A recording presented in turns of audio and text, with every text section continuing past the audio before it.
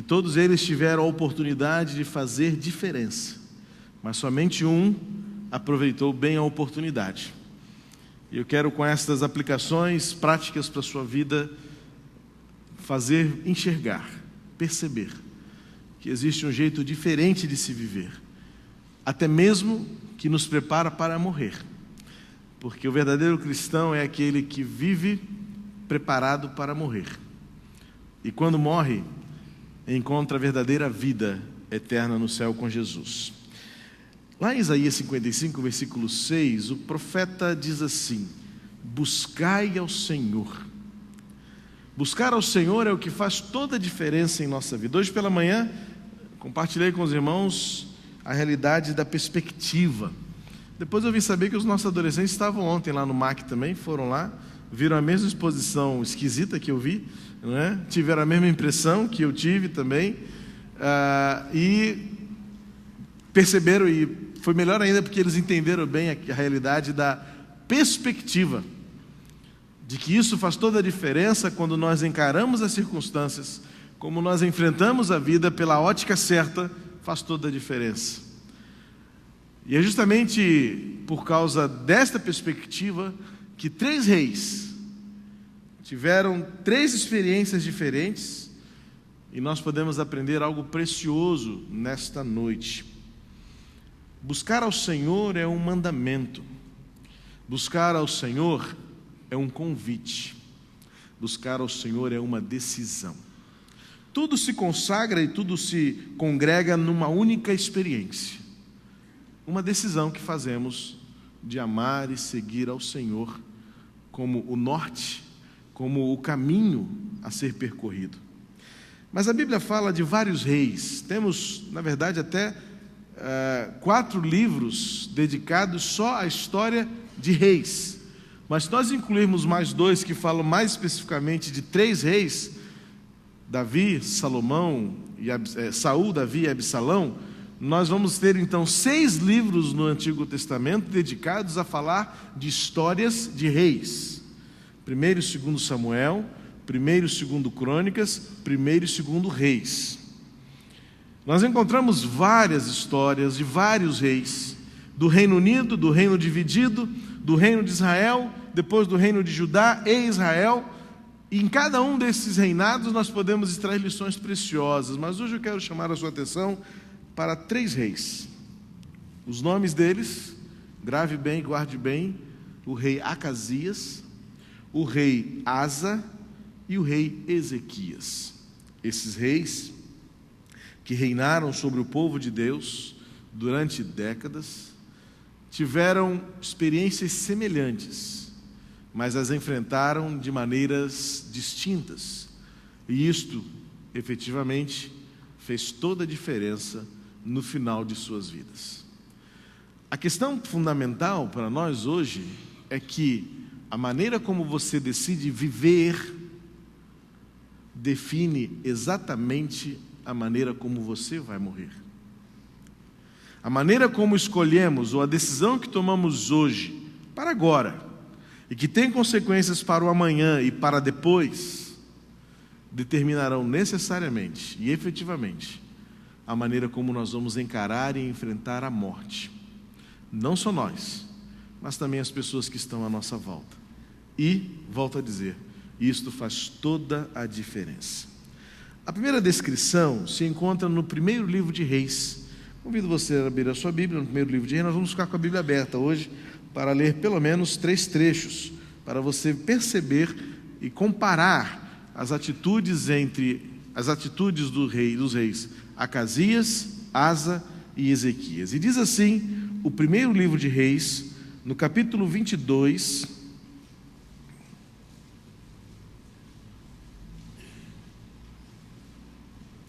no finalzinho do capítulo, nos versos 1 Reis 22, de 52 ao 54,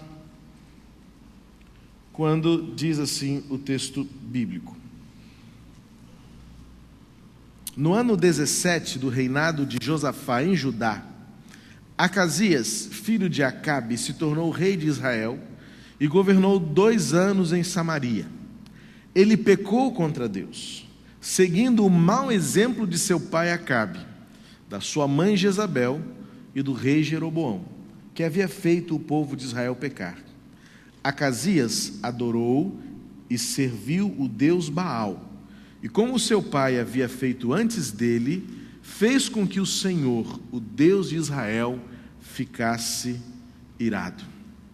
Um rei que seguiu os maus exemplos de seus pais.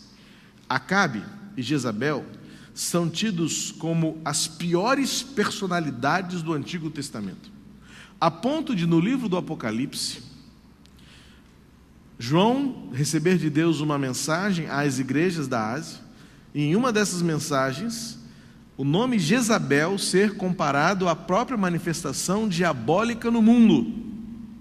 Então, por conclusão, entendemos que no Antigo Testamento as atitudes de Acabe e Jezabel tipificam os estratagemas, as estratégias e os esquemas de Satanás para destruir e minar as estruturas do mundo, estabelecidos sobre a rocha que é o Senhor do Universo, o nosso Deus. São esses, marido e mulher, Acabe e Jezabel, os reis que intentaram a morte contra o profeta Elias. Acabe e Jezabel eram temidos pela sua crueldade, pela sua iniquidade, pela sua maldade. E seu filho seguiu os seus passos. Hoje pela manhã nós veríamos, mas não foi possível, mas eu vou enviar para o e-mail dos irmãos, pela nossa lista do informativo, o link para que você assista em casa com calma, o vídeo que seria projetado hoje pela manhã, que fala justamente disso. É uma narrativa de um filho declarando que está observando o seu pai em tudo o que faz. E ele então descreve cada circunstância, cada momento, e ele termina dizendo: pai, você pode achar que eu não estou vendo, mas você está me ensinando a viver. É bem o que aconteceu com Acabe e Jezabel e o rei Acasias. Acasias tornou-se um menino incrédulo, transformou-se num jovem mau e um rei que causou a ira de Deus. Por quê? Porque decidiu seguir os caminhos de seus pais e fazer o que Deus desaprova. O seu reinado foi tão ruim que durou apenas 2 anos e ele morreu. Talvez para os seus súditos 2 anos tenham durado uma eternidade. Porque você e eu sabemos que quando as circunstâncias são ruins, parece que o tempo não passa. Quando aguardamos uma solução de um problema, o relógio não anda. Quando aguardamos alguém querido, esse tempo nunca passa. E quando um rei déspota, mau, incrédulo governa, o povo sofre. Acasias era um homem mau, e por outro lado, a sua religiosidade, a sua espiritualidade era a pior possível, porque na sua necessidade, ele apenas seguiu os passos de seus pais, e por não ter princípios, não ter referência, não ter fundamentos, ele recorreu à idolatria e à feitiçaria diante do seu problema. Volte à sua Bíblia e nós vamos ler no 2º livro de Reis, no capítulo 1, os 4 primeiros versículos deste texto, quando descreve o seguinte, é a continuidade da narrativa que lemos. Depois da morte do rei Acabe de Israel, o país de Moabe se revoltou contra Israel. O rei Acasias, que ficou no lugar de Acabe, caiu do terraço do alto do seu palácio em Samaria e ficou muito ferido. Então mandou que alguns mensageiros fossem consultar Baal-Zebube, o deus da cidade filisteia de Ecrom, a fim de saber se ia sarar. Mas o anjo do Senhor mandou que Elias, o profeta de Tisbé, fosse encontrar-se com os mensageiros do rei Acasias e lhes perguntasse assim: por que vocês estão indo consultar Baal-Zebube, o deus de Ecrom? Por acaso pensam que não há Deus em Israel? Digam ao rei que o Senhor Deus diz: você não vai sarar dos seus ferimentos, você vai morrer. Elias fez o que Deus havia mandado. Que triste notícia. Mas essa triste notícia era fruto de uma decisão errada. Acasias, pela sua incredulidade, decidiu fazer com que os seus mensageiros buscassem ajuda em lugares errados. Um homem idólatra, um homem voltado à feitiçaria, e por isso não foi curado. O primeiro rei nos dá o primeiro exemplo. Ou buscamos a Deus, ou não somos curados. Ou buscamos em Deus a resposta, ou a nossa vida tem um curto espaço de tempo. As nossas interrogações permanecem sem respostas. O nosso coração permanece angustiado. Por Acasias ter seguido os maus exemplos de seus pais, teve uma vida curta, teve um reinado curto, e é lembrado nos textos bíblicos como o rei que incitou a ira de Deus. Que triste biografia. Alguém que viveu e morreu, e é lembrado apenas pelos seus maus caminhos, lembrado pelas suas más escolhas, e tem o seu nome registrado na história como alguém que não experimentou o favor de Deus. Passemos ao segundo rei. Um rei que aparentemente era bom. O que sabemos dele é que ele era reto aos olhos de Deus, mas eu diria que é um homem que na sua religiosidade tinha alguns problemas de prioridades, e o seu coração ainda vivia a confusão entre o que é bom e o que é melhor. E você e eu sabemos que é muito difícil a decisão muitas vezes entre o que é bom e o que é melhor. Pelo nosso comodismo, pela nossa, muitas vezes até própria preguiça, ou um pouco de falta de ousadia, de intrepidez, nós ficamos com o que é bom. Mas a gente precisa descobrir a alegria e a bênção de dar um próximo passo para experimentar o que é ainda melhor. O rei Asa é o nosso segundo exemplo da noite. Eu convido você a folhear a sua palavra, a sua Bíblia, para o capítulo 15, nos versos 8 a 10, em que encontramos a seguinte descrição deste outro rei. 1 Reis 15, versos 8 ao 10. Abias morreu e foi sepultado na cidade de Davi, e o seu filho Asa ficou no lugar dele como rei. No ano 20 do reinado de Jeroboão em Israel, Asa se tornou rei de Judá e governou 41 anos em Jerusalém.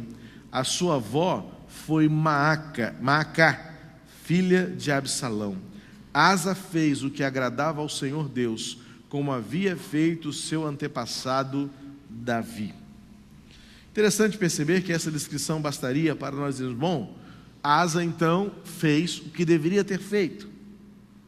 Mas nem sempre fazer o que está ao nosso alcance fazer é a melhor opção. Muitas vezes nos acomodamos, como eu disse, ao que é bom, mas haverá um momento em que nós precisaremos decidir entre o que é bom e o que é melhor. Muitas vezes vivemos um dilema entre a fé e a razão, o tangível e o intangível, o material e o imaterial, o visível e o invisível, e nós como seres humanos vamos sempre partir para a racionalidade, partir para a lógica, partir para o que é tangível, para o que é material. Nós até titubeamos na nossa fé, achando que muitas vezes aquilo que não é visível torna-se irreal. Só que nem sempre aquilo que é invisível é irreal. Nós não vemos o vento, mas ele é verdadeiro. Não vemos o ar, mas ele é tão essencial para nós. E Asa cometeu um deslize. Já no final do seu reinado, reinou muito tempo. Diz o texto bíblico que ele reinou 41 anos. Mas no finalzinho, e muitas vezes é na última curva, que nós damos bobeira. Eu me lembro de algumas cenas clássicas, e hoje pela internet essas cenas o tempo todo aparecem no nosso monitor, mas eu tenho um vídeo de um competidor de automobilismo, não é de fórmulas conhecidas, não era como se fosse um Stock Car, mas de carro pequenininho, e ele estava todo feliz, chegando em primeiro lugar. E ele já vinha até acenando com o braço para fora da janela do carro, que ele estava ganhando. Quando ele estava a poucos metros da chegada, o carro fica sem combustível. E a cena é trágica, se não for, ela é cômica se não fosse trágica, porque aquele homem sai do carro desesperado. Ele tinha uma larga vantagem do segundo colocado, e ele fica desesperado, e o carro não chega, ele empurra o carro, e os carros começam a passar dele, e ele nem chega no final. Um outro videozinho era de um outro também, que vinha em primeiro lugar, e na última curva ele deu bobeira e capotou com o carro, e parou com o carro na linha de chegada, e não ultrapassou. Segundo as regras, talvez ele até tivesse ganho se o carro, mesmo capotado, passasse da linha de chegada. Asa parece que deu esse tipo de mole, porque quando ele estava aos 39 anos do seu reinado, ele também adoeceu. Não foi o caso de cair do terraço, como foi com Acasias, mas ele ficou doente. E nós vamos ver qual foi o erro de Asa, e este muitas vezes é o nosso erro também. Agora folheie a sua Bíblia para o livro de 2 Crônicas, que também registra a história do rei Asa.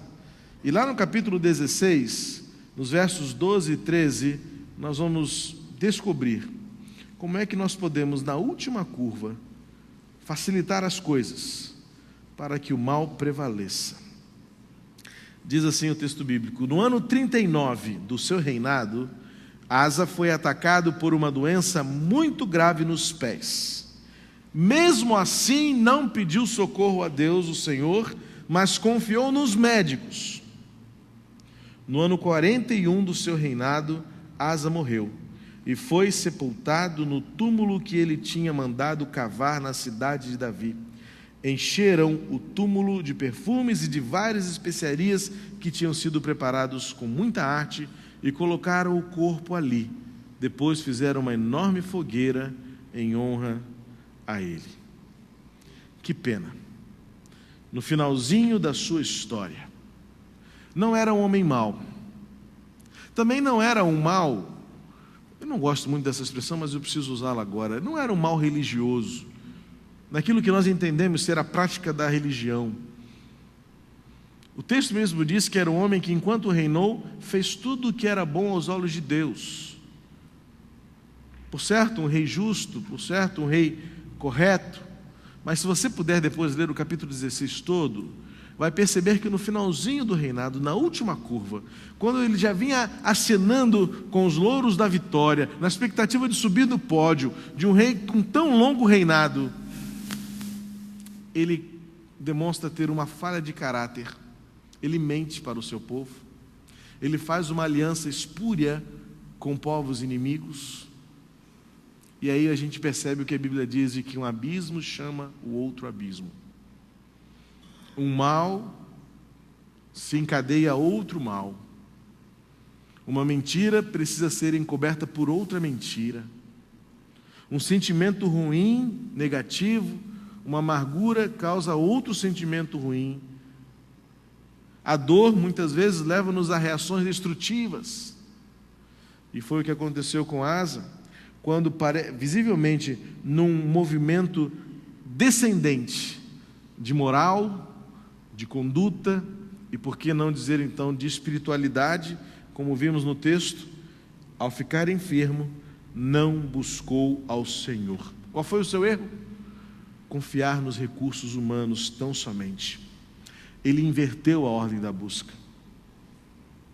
Asa depositou no final da sua vida, do seu reinado, a confiança mais naquilo que os homens lhe ofereciam, do que primeiramente buscar ao Senhor. Lembra como eu comecei a reflexão desta noite? Isaías 55, 6. Buscai o Senhor. Buscai enquanto se pode achar. Invocai-o enquanto está perto. Buscar ao Senhor como um mandamento. Buscar ao Senhor como um atendimento a um convite. Buscar ao Senhor como uma decisão que nós fazemos voluntariamente de dizer: primeiro Deus. É claro, não faz parte da nossa campanha, não faz parte do nosso contexto, não faz parte da nossa ideologia ignorar o que a ciência pode nos oferecer, até porque eu creio que o Senhor deu sabedoria e inteligência à ciência, para também exaltar o nome dele por meio de milagres. Vamos aos médicos, tomamos nossos remédios. Me preocupa muitas vezes alguns que, na atitude de fé, abandonam seus frascos, abandonam suas bulas, abandonam suas cartelas, e Deus me curou. Infelizmente, já vi muita gente dar com os burros na água, porque Deus nos deu toda a sorte de possibilidades, de homens e mulheres tementes a Deus, inteligentes, com sabedoria dada por Deus, para, por meio da ciência, encontrar os recursos e as respostas que precisamos para a nossa sobrevivência, para a nossa saúde. E muitas vezes, numa atitude infantil, que não é de fé, nós tentamos a Deus e também invertemos a ordem das coisas. O problema ficou claro aqui. Você leu comigo o texto bíblico. Ele buscou somente os médicos. A questão não é escolher entre um e o outro. A questão não é você viver uma realidade excludente em que ou você busca Deus ou você busca os médicos. Ou você tem fé em Deus e por isso não confia nos médicos e não os usa, ou você confia nos médicos e acha que a sua fé é pequena e abandona e ignora a realidade do Deus dos impossíveis. Não são realidades excludentes. São realidades que andam juntas e que se estabelecem numa ordem de prioridade, em que uma vem antes da outra, em que primeiramente Deus, e como diz Jesus em Marcos 6, primeiramente Deus e as outras coisas acrescentadas. O problema do rei Asa é que, mesmo sendo um homem bom, na maior parte do seu reinado, a despeito de ser um homem que fez, enquanto pôde, o que era reto aos olhos de Deus, foi um homem que na última curva deu bobeira e esqueceu-se de colocar as coisas em ordem.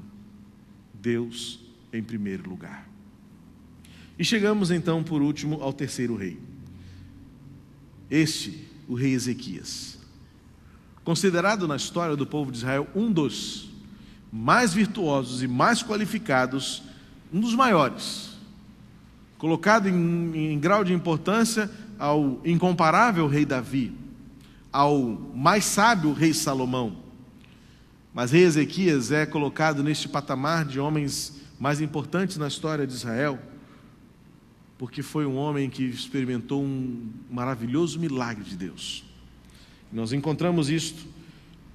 Parte da sua vida está lá em 2 Reis 18, 1 a 6, mas por ter sido contemporâneo de Isaías, do profeta, é Isaías quem traz o relato mais maravilhoso do reinado de Ezequias. Primeiramente, vamos à introdução da vida dele. Em 2 Reis, capítulo 18, versos 1 a 6, diz assim: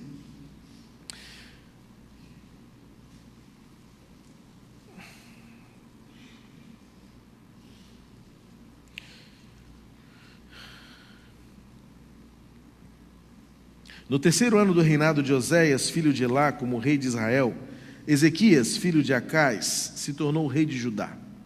Quando isso aconteceu, Ezequias tinha 25 anos de idade. Ele governou 29 anos em Jerusalém. A sua mãe se chamava Abia e era filha de Zacarias. Seguindo o exemplo do seu antepassado, o rei Davi, Ezequias fez aquilo que agrada a Deus, o Senhor. Ele destruiu os lugares pagãos de adoração, quebrou as colunas do deus Baal e derrubou os postes da deusa Azerá. Também fez em pedaços a cobra de bronze que Moisés havia feito e que era chamada de Neustã. Até aquela época o povo de Israel queimava incenso em honra dela. Ezequias confiou no Senhor, o Deus de Israel. Judá nunca teve um rei como ele, nem antes nem depois daquela época. Ezequias ficou ligado com o Senhor e nunca desobedeceu a ele, mas guardou cuidadosamente todos os mandamentos que o Senhor Deus tinha dado a Moisés.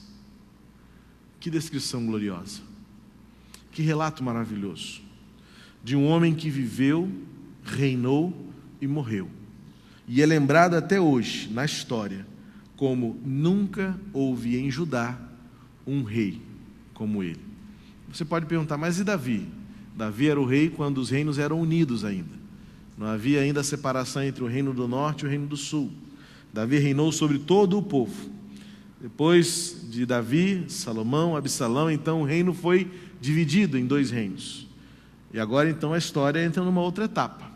E é justamente nesta próxima etapa que a história vai descrever que em Judá, que era o reino do sul, nunca houve alguém como Ezequias. Amados, que maravilha de relato. Alguém que deixa esta vida e deixa na história um legado inesquecível de alguém que viveu para fazer tudo o que Deus mandou. Depositou, enquanto viveu, toda a sua confiança no Senhor seu Deus. Mas foi no final da sua vida que viveu a sua maior experiência, curado de uma enfermidade aparentemente incurável, de uma maneira milagrosa, porque Deus foi misericordioso e bondoso para com ele. Vale a pena a gente gastar algum tempo lendo o texto de Isaías, capítulo 38, para você entender bem e nunca mais se esquecer da história deste rei, que dos 3 que utilizamos nesta noite para uma aplicação direta à sua vida, foi aquele que efetivamente viveu a glória de Deus até a morte.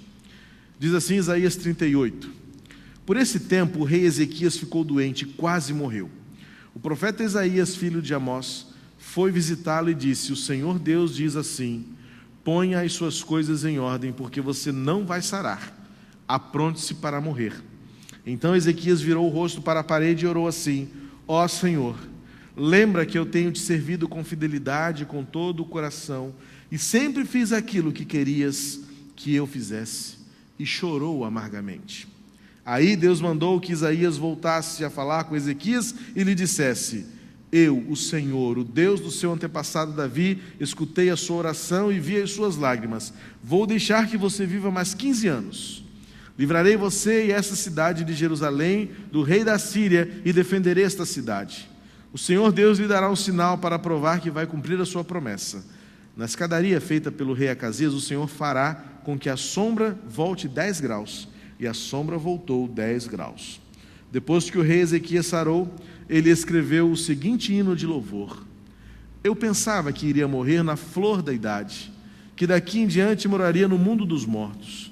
Pensava que nesta vida eu nunca mais veria o Senhor, que nunca mais veria outro ser humano. A minha vida foi cortada e terminada como uma barraca de pastores que é desmontada e levada para longe, ou como um pedaço de pano que o tecelão corta de uma peça de tecido. Dia e noite eu pensava que Deus já ia acabar comigo. A noite inteira eu gritava de dor, como se um leão estivesse quebrando os meus ossos. Dia e noite eu pensava que Deus já ia acabar comigo. Eu soltava fracos gemidos de dor como uma andorinha e gemia como uma pomba. Os meus olhos se cansaram de olhar para o céu. Ó Senhor, estou sofrendo, salva-me. Mas como é que posso reclamar se foi o próprio Deus quem fez isso comigo? Estou tão aflito que já não consigo dormir. Ó Senhor, é por causa das coisas que Tu fazes que todos nós vivemos, e eu também estou vivo por causa delas.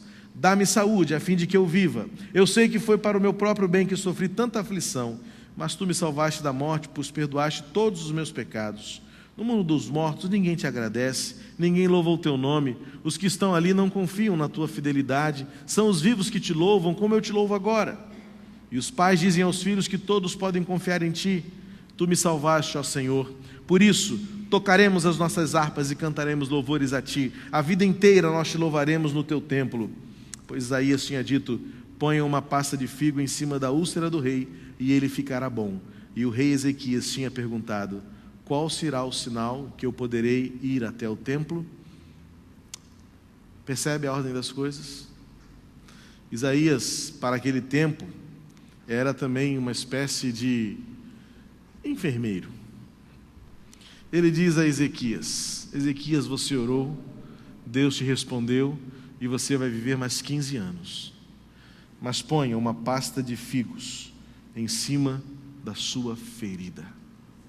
A ciência não é ignorada.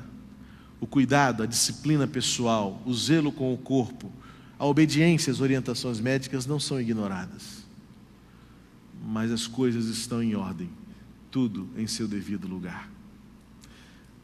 Acasias, um rei incrédulo, que fez tão mal quanto seus pais haviam feito, morreu cedo demais. O Senhor tirou-lhe a vida, porque ao invés de buscar ao Senhor, ele buscou imagens, ele buscou feitiçarias, ele buscou a idolatria.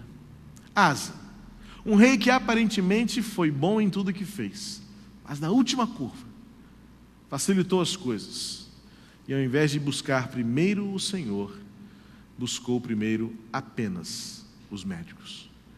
Ezequias, o rei, lembrado até hoje como o melhor de todos, porque mesmo diante da pressão, mesmo diante do medo, mesmo diante do diagnóstico, ele chorou diante do Senhor, buscou ao Senhor enquanto se pôde, buscou ao Senhor, invocou o seu nome enquanto estava perto, e recebeu de Deus a bênção e o benefício da segunda chance. Glória a Deus, pois é o Deus da segunda chance. Busquemos ao Senhor. Que você e eu, ao enfrentarmos as tempestades da vida, lembremos-nos desses 3 reis e tomemos uma decisão, façamos a escolha de seguir os passos do rei Ezequias, viver de forma a agradar a Deus, para quando a morte chegar, possamos encontrar o favor do Senhor. Buscai ao Senhor enquanto se pode achar, invocai-o enquanto está perto. Feche seus olhos, eu quero orar por você agora, porque não somos reis, mas podemos aprender com eles. 3 homens importantes, 3 homens com autoridade, mas com histórias tão diferentes. Assim como a rainha Vitória reconheceu que só há um Deus, só há um rei digno de ser adorado, Ezequias também entendeu que somente um poderia ser para ele a resposta certa. O que nós precisamos é colocar em ordem a nossa casa. O que nós precisamos é colocar em ordem as nossas prioridades. O que precisamos é lembrar primeiro Deus, para que depois venham todas as outras coisas. E como diz Jesus, elas serão acrescentadas. Se Deus está em primeiro lugar, nada nos faltará. Teremos muito mais do que pedimos ou pensamos. É o que diz o Efésios capítulo 3. Muito mais do que podemos imaginar.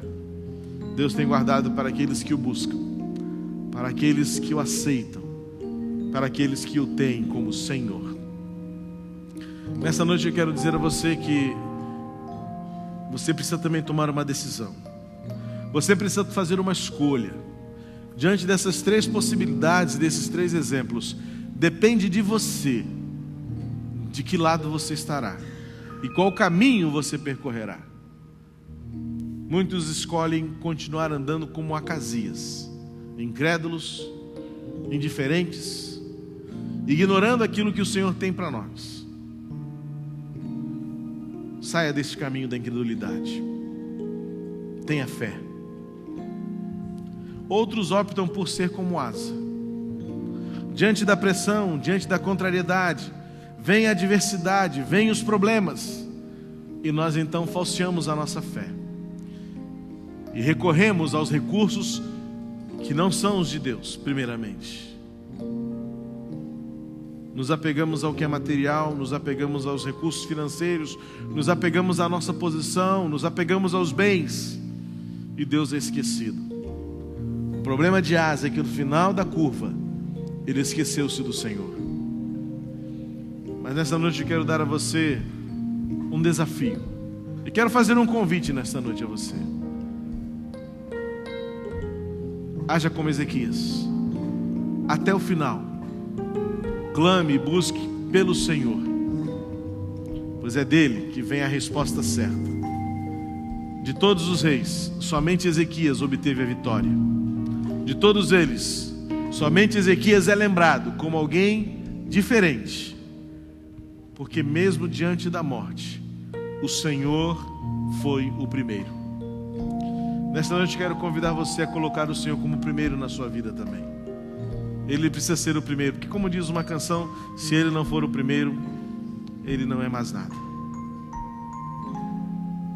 Se nesta noite você deseja reordenar a sua vida, se você precisa realinhar as suas prioridades, e se nesta noite você quer declarar que Deus assume o primeiro lugar na sua vida, eu quero orar por você agora, pois isso começará a fazer toda a diferença. E a pergunta é bem simples: se nesta noite alguém entre nós que toma uma decisão, ao exemplo dado por Ezequias, de colocar Deus em primeiro lugar, é a melhor decisão que você pode tomar hoje. E se você quer tomar essa decisão, eu quero ajudá-lo nessa decisão. Eu quero começar orando por você.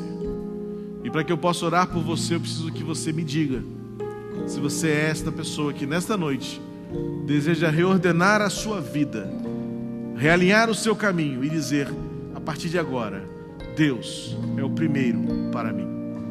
Se esta pessoa é você, eu convido você a levantar uma das suas mãos onde você está, e com este gesto estará dizendo: eu coloco Deus em primeiro lugar na minha vida. Alguém entre nós? Deus seja louvado. Glória ao Senhor por vidas que nesta noite colocam Deus em primeiro lugar. Há mais alguém entre nós? Deus seja louvado por estas vidas que reordenam suas prioridades e que, pelo exemplo que nos dá Ezequias, buscam o Senhor enquanto se pode achar. Nós vamos ficar de pé e nós vamos entoar este hino 212 do Inário para o Culto Cristão. E enquanto cantamos, eu quero, se